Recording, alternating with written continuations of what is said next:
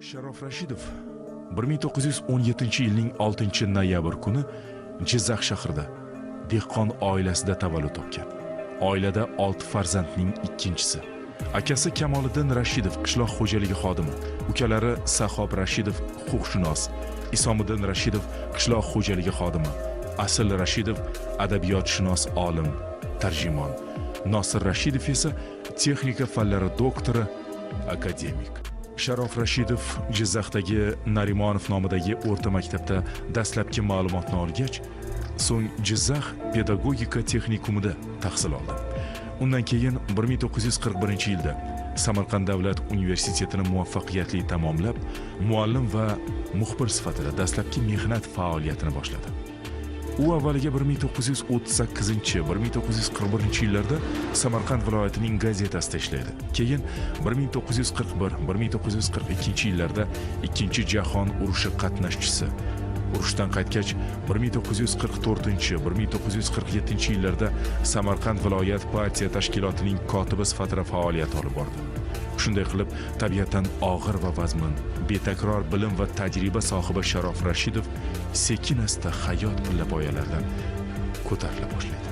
1947-1949-yillarda Qizil O'zbekiston gazetasi muharriri, 1949-1950-yillarda O'zbekiston yozuvchilar uyushmasining raisi, 1950-1959-yillarda O'zbekiston Oliy Kengashi rayosatining raisi, 1959-yildan to umrining oxiriga qadar O'zbekiston Kompartiyasining birinchi kotibi, mamlakat rahbari sifatida samarali faoliyat olib bordi.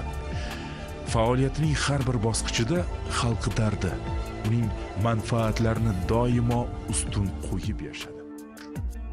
Sharof Rashidovning ijodi 20-asr 30-yillarning ikkinchi yarmidan boshlangan bo'lib, uning adabiyotga kirib kelishida tog'asi Hamid Olimjonning o'rni alohida bo'lgan. Hamid Olimjon har doim jiyani Sharof Rashidovning har bir ijodini kuzatib borgan va uning ijod qilishi uchun ma'naviy rag'bat ulashgan.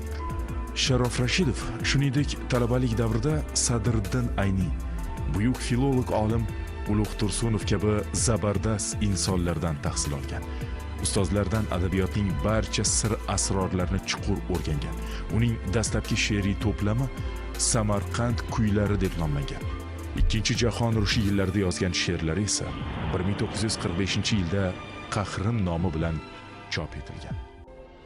Adib o'zbek adabiyotida o'ziga xos o'ringa ega bo'lgan G'oliblar, Bo'rondan kuchli, qudratli to'lqin kabi asarlar yaratgan. Bu asarlarda o'zbek xalqining urushdan keyingi tiklanish yillaridagi buyuk mehnat jasorati o'z badiiy ifodasini topdi.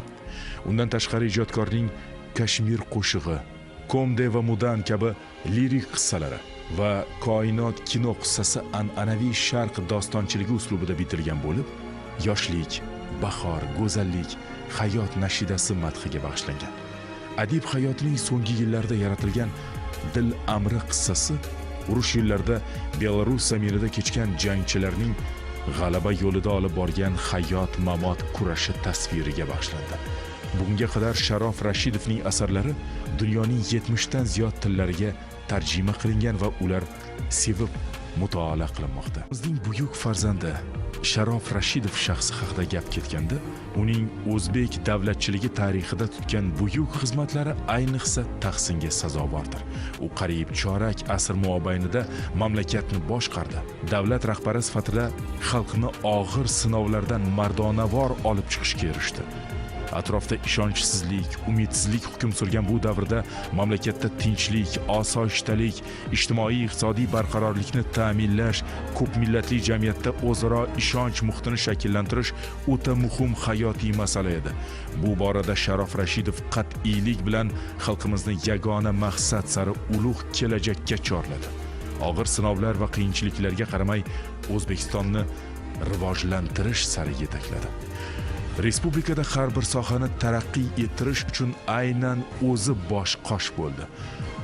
Shunday qilib, Sharof Rashidov rahbarlik davrlarida mamlakatda juda katta bunyodkorlik va yaratuvchanlik ishlari olib borildi. Bu davrda odamlar endi kommunizm safsatasiga deyarli ishonmay qo'ygan edilar.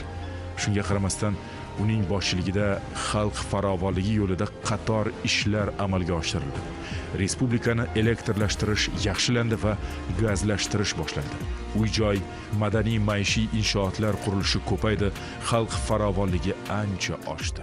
Sharof Rashidov xalqimiz qalbidan chuqur joy olgan, mamlakatimiz taraqqiyoti yo'lida tinimsiz faoliyat olib borgan, davlatchiligimiz tarixi zarvaraqlarida beqiyos o'rin tutgan zabardast inson.